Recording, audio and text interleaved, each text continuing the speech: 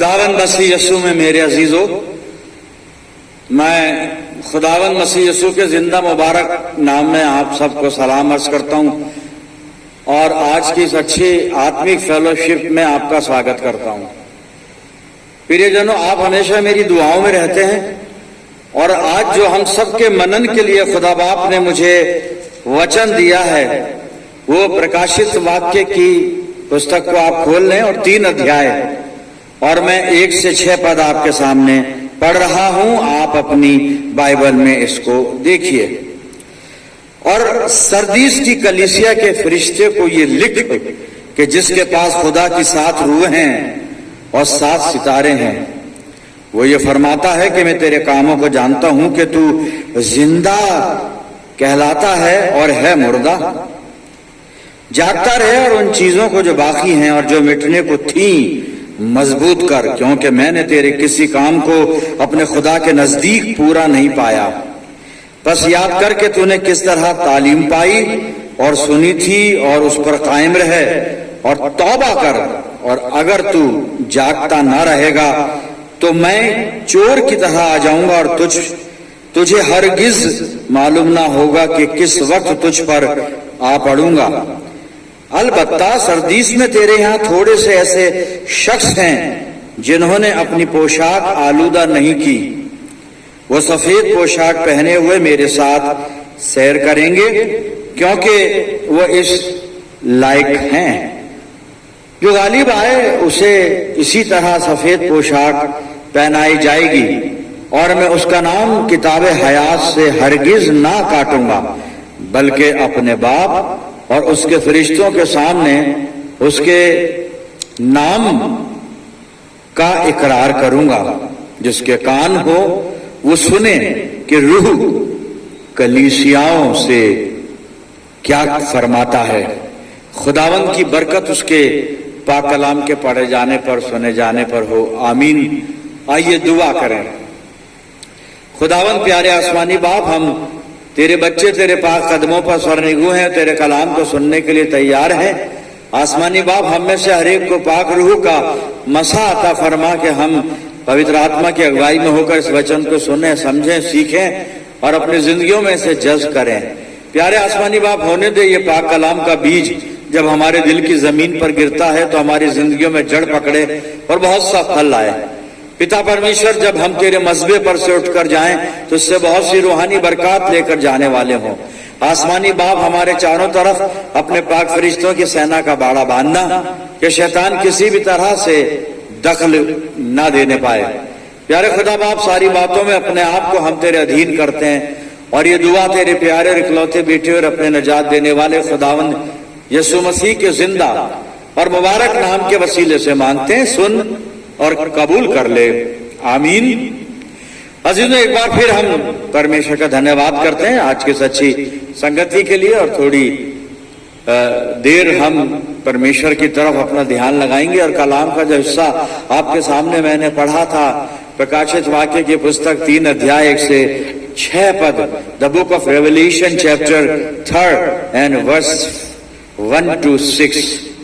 अजीजों, इसी में से एक आयत है जो मैं दोहराने जा रहा हूं। आप फिर से एक बार अपनी बाइबल में देखिएगा और खुदावंद मसीह यीशु सरदीस की कलीसिया से क्या फरमा रहा है। यहाँ पर दूसरे पद में हम देखते हैं, प्रकाशित वाक्य 3:2 में लिखा है, जागता रहे और उन चीजों को जो बाकी हैं और जो मिटने को थी मजबूत कर, क्योंकि मैंने तेरे किसी काम को अपने खुदा के नजदीक पूरा नहीं पाया।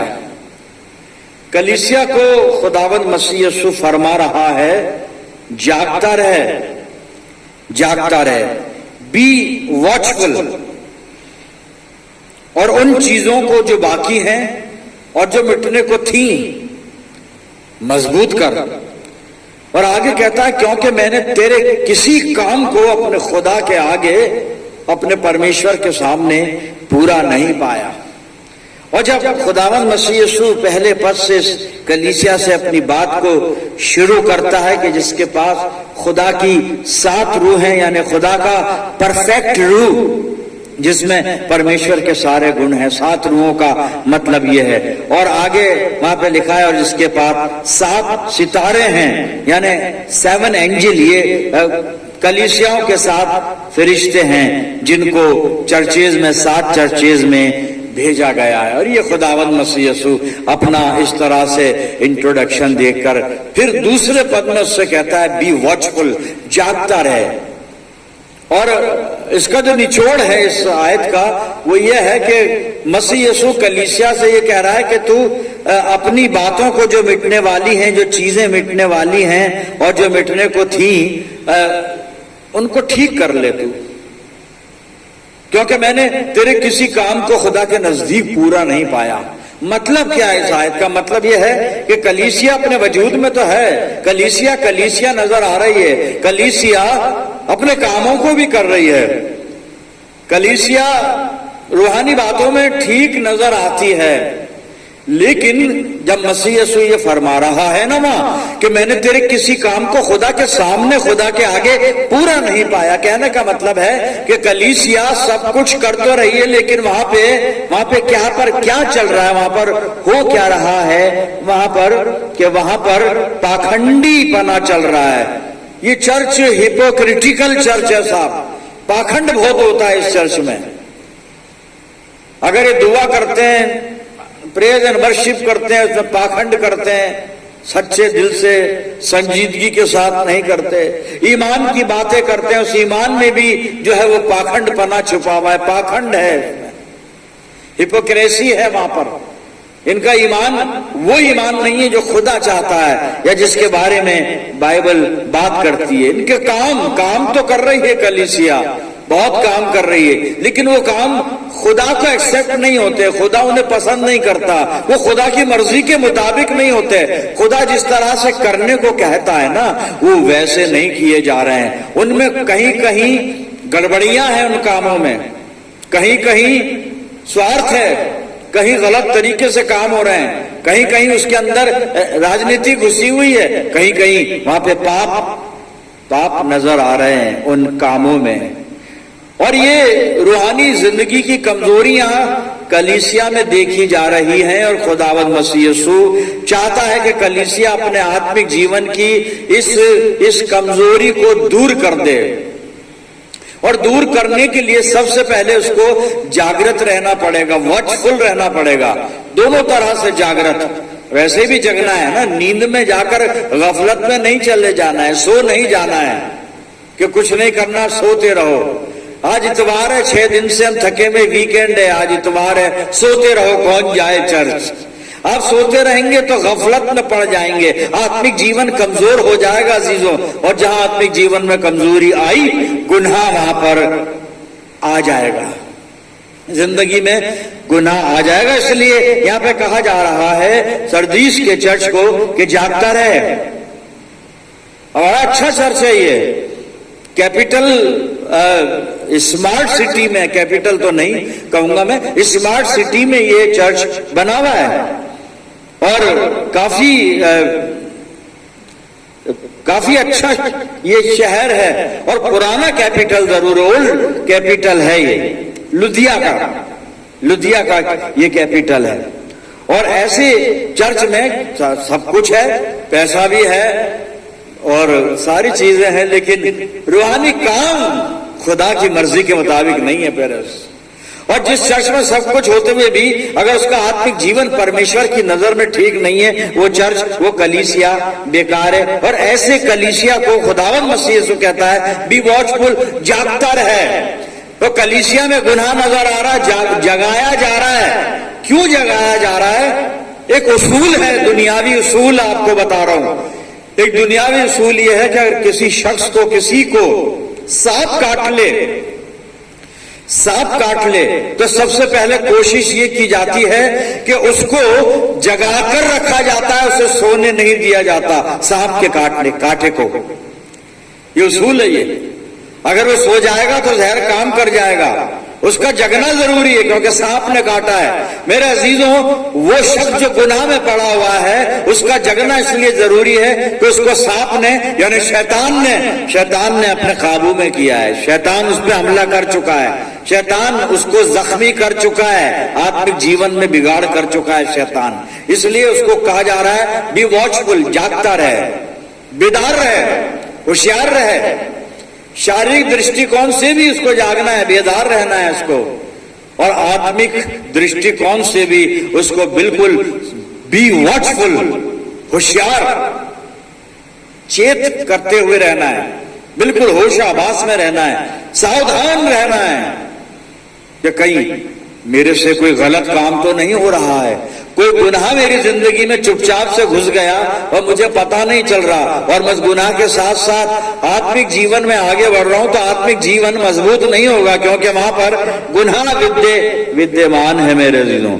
और जब हम इस तरह से जागते नहीं रहते हैं ना, तो बहुत सी समस्याओं में चले जाते हैं, बहुत सी प्रॉब्लम में चले जाते हैं मेरे अजीजों। एक घटना है बाइबल में, एक घटनाक्रम है, और मैं बाइबल में चल रहा हूं और मैंने मरकुस रचित सुसमाचार का 14 अध्याय निकाल लिया है। और यहां पर खुदावंद मसीह यीशु गतसमनी बाग में अपने चेलों के साथ गया है दुआ करने। फसह के पर्व वाली शाम, और अब रात हो चुकी है, रात के 11 बज चुके हैं, गतसमनी बाग में आया है। चेलों को दरवाजे पर छोड़कर प्रभु यीशु मसीह ने पतरस को, याकूब को, यूहन्ना को, 3 चेलों को अपने हमरा लिया, अपने साथ लिया, और फिर बगीचे के अंदर चला गया। और वहां पर एक जगह पहुंचकर इन तीनों को कहा, यहाँ रुको और दुआ करते रहो।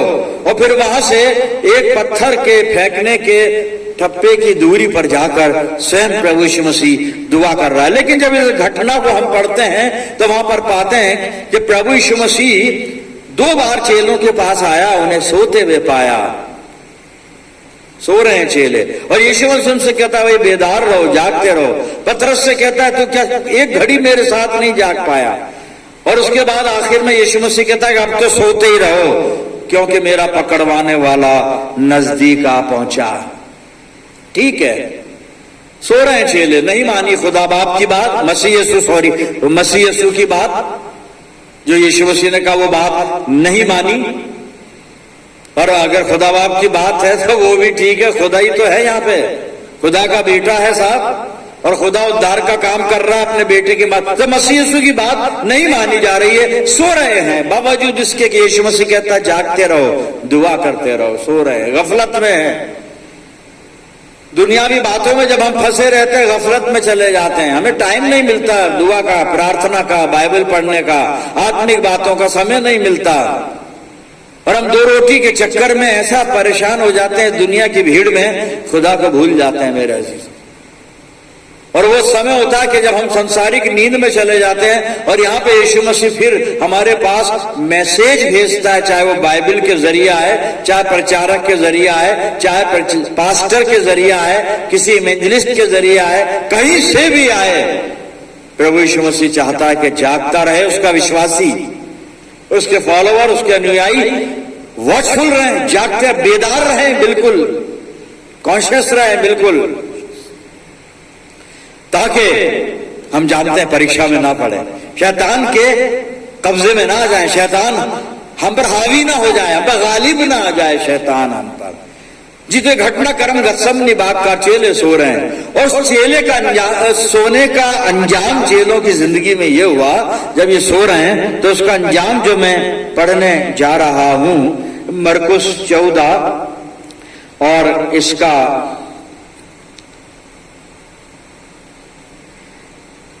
50वां पद सुनिएगा क्या लिखा है।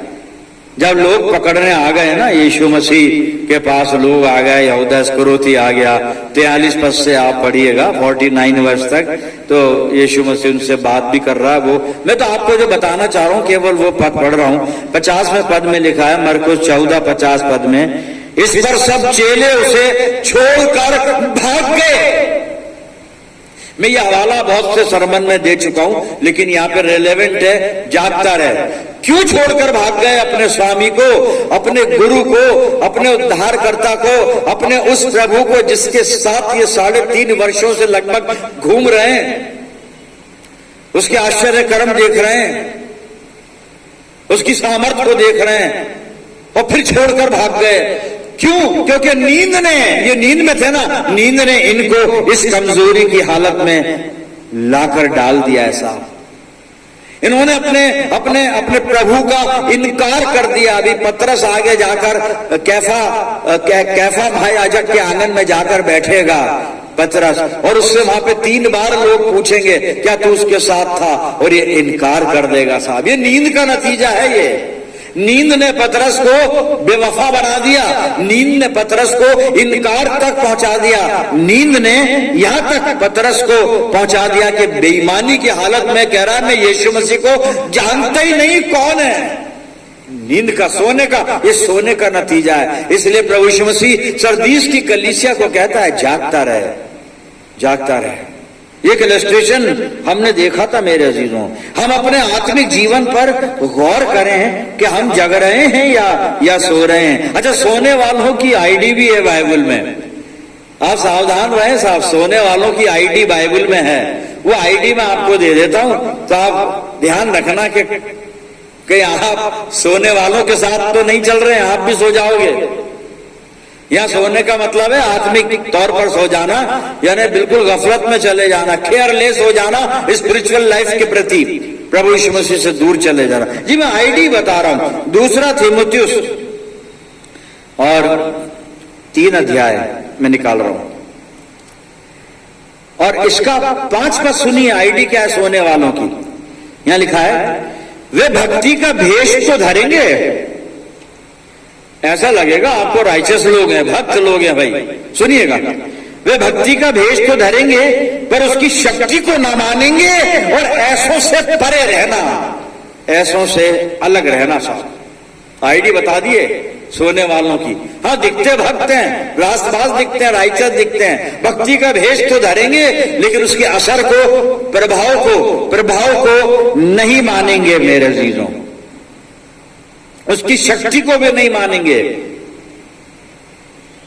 उसके अनुसार चलेंगे भी नहीं, भक्ति भरा जीवन नहीं होगा, दिखेगी, होगा नहीं। लेकिन और यहां पे वचन कह रहा, पौलुस लिखता है तीमुथियुस से, ऐसों से परे रहना, ऐसों से दूर रहना। ये आईडी बता दी उसने। अब ये हमारे हाथ में है, हम किससे परे हैं और किसके साथ हैं मेरे अजीजों। लेकिन अपील कर रहा है पौलुस, और थिस्सलुनीकियों की पत्री में निकाल रहा हूं, और थिस्सलुनीकियों की पहला थिस्सलुनीकियों 5 अध्याय और 1 और 2 पद पहले पढ़ रहा हूं, सुनिएगा।